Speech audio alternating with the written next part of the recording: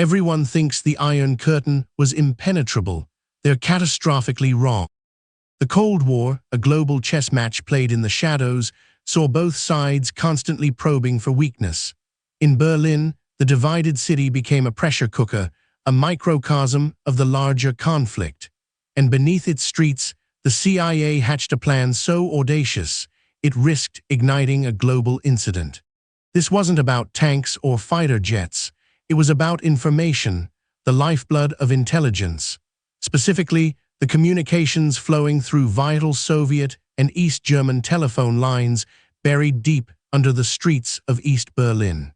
The plan, codenamed Operation Gold by the British and Operation Regal by the Americans, involved digging a tunnel. Not just any tunnel, but a covert shaft stretching hundreds of meters, starting from West Berlin and burrowing directly into the Soviet sector. The objective was clear: tap into 3 crucial communication cables, one for Soviet military communications, another for Soviet civilian lines, and a third for East German military traffic, a direct conduit to the enemy's strategic thoughts.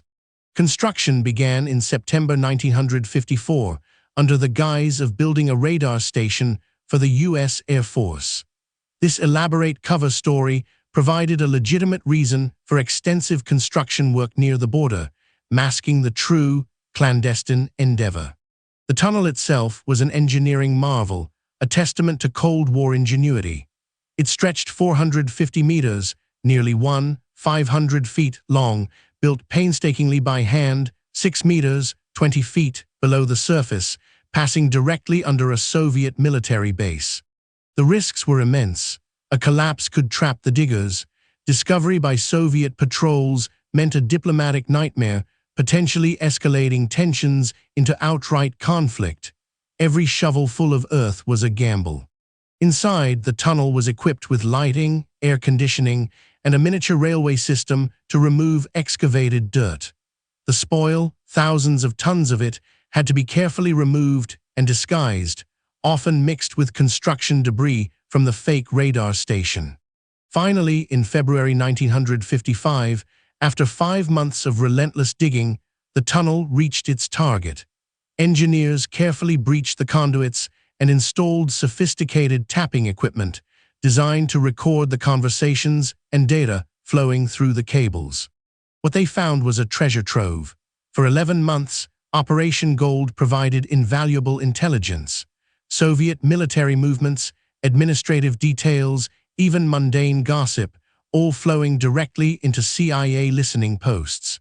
The data revealed gaps in Soviet intelligence, confirmed troop deployments, and gave the West an unprecedented look behind the Iron Curtain.